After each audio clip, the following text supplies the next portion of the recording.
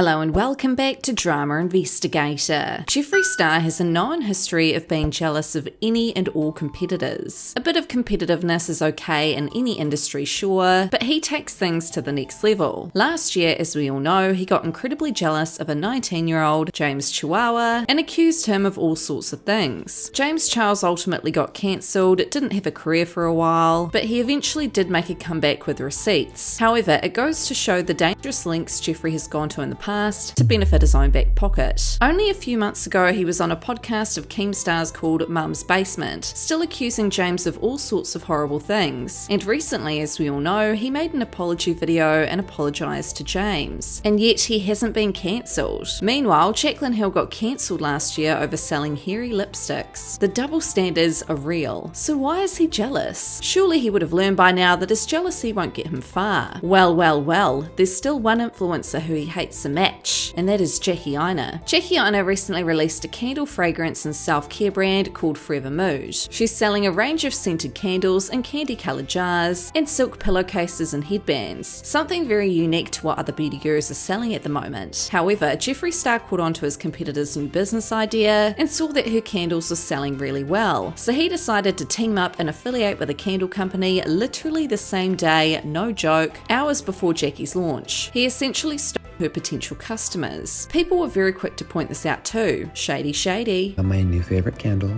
This is from a company called Malicious Women. They are an indie company. And if you love candles, bitch, this Fruity Loops, ooh, it is so yummy. Hi, Cotton Candy and Pine. Shout out to them. Love you guys. Good morning, everyone. Okay, so I had no idea that there was an entire community of people that like candles, that make candles, that burn candles, that make accessories for candles, like wick trimmers. I'm like, that is wild. I know that there is a community for everyone. Hair, makeup, tattoos, obviously. So look, I live for candles. So I was just doing a little spiraling this morning and I was like, oh my God. But Now, fans of Jackie had stood up for her on Twitter stating, "This isn't the first time Jeffree has shaded Jackie, and with his personality, I doubt it will be the last. It could have been a simple coincidence had he not had a history of shading her. It's a crazy coincidence that all of a sudden he's a candle fanatic right before her launch." Somebody else had said, "And I love her even more for completely ignoring him. You know it drives him crazy. All the people who he hates are coincidentally elevating their careers.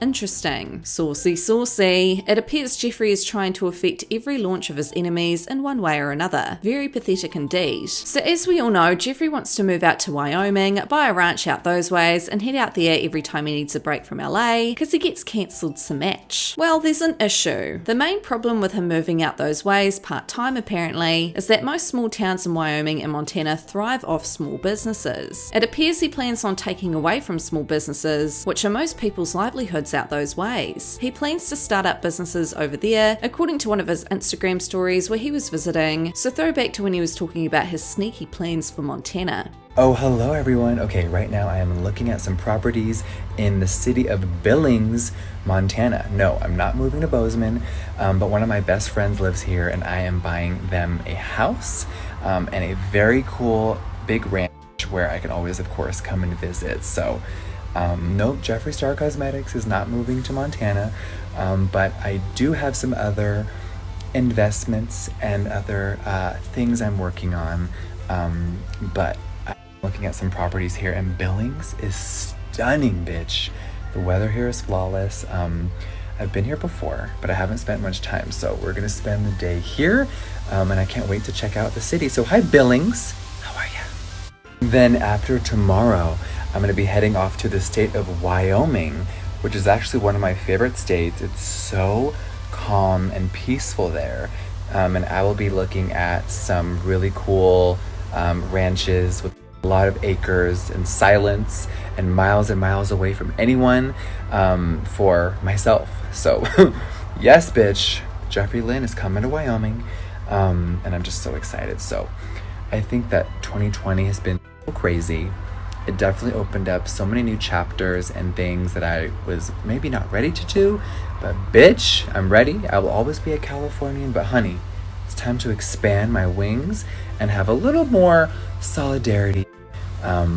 But yeah, so I'm gonna go enjoy this amazing weather. Now, another reason why he could be moving to Montana and starting up other businesses over there is because he needs to make up for the money he's lost and future sales he's lost due to being cancelled. Oh, how the rich stay rich. Whilst Jeffree was visiting Wyoming, it's also recently been exposed that he was being extremely rude to service workers at restaurants, and he's even responded nastily in the DMs to locals who live in the area who are unhappy about him planning on ending small businesses. Here we can see in some leaked DMs on TikTok someone had said, "I understand that you like Montana, but here we really value the nature and we try to keep it as local as possible. Please consider not taking your industry here. The local vibe is what makes it so special here. We don't need another LA. You sound like not a person with values. You should start looking for another state to live in because I already bought a house and massive ranch. Now kindly go yourself." Oh, okay. Very tolerant. Have a nice day. I don't want you to think I was trying to be rude in any way. I'm all for people coming here and I'm happy you found a place. It's beautiful. But I just don't want any small businesses to go out of business because of big brands like yours. There are 0 makeup companies here besides Ulta, which is a huge corporation. I am not. You don't even know what the F you are even talking about. Go back to your shitty boring life. Thank you. Lol, okay. And then Ed said to someone else, "You're not scary. You're just stupid. I'm not sure how many times your dad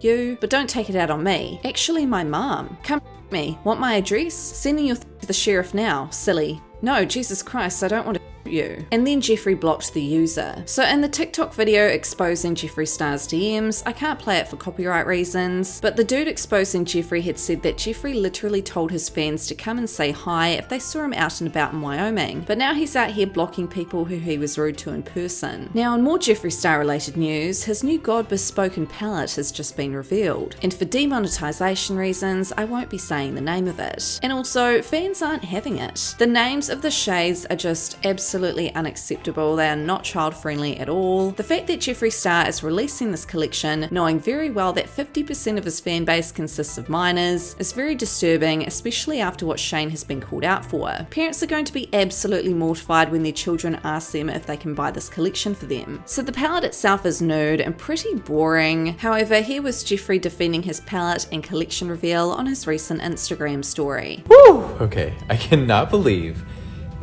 reveal, it's out and everyone has finally seen it. I think as a brand owner, when you work on something for months and months and the idea is there like 10, 11 months ago and it's finally like bam, it just feels so good. It's the best feeling in the world. And to see the response so far, I told y'all, when Jeffree Lynn is gonna do neutrals, we gotta do it our own way. And I think of nudes for every skin tone. And when you dip into these mattes, I know y'all have tried my shit before, but girl, they're just so buttery and rich. Okay, let me reel it in. Okay, so for real, let me get serious again. It's one of my most exciting palettes that I think I've ever created.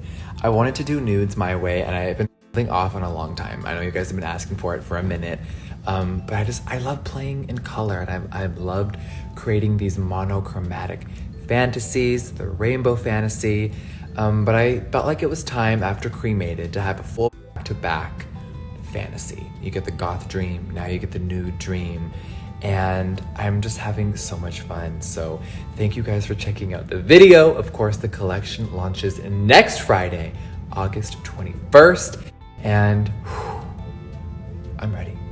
Now, as far as layout I love to switch it up, you guys. Like with Bloodlust, it's like, bam, here's a hexagon, Miss Mama. But I wanted to do more than 24 shades, like Jawbreaker and Cremated. I really sat there, and when I made it, the idea started as an 18-pan nude trunk, okay? Now, I've done trunks. We created that lane. I'm trying to set the real tone of what a $50 palette is supposed to be in this industry, girl. We want packaging, amazing formulas.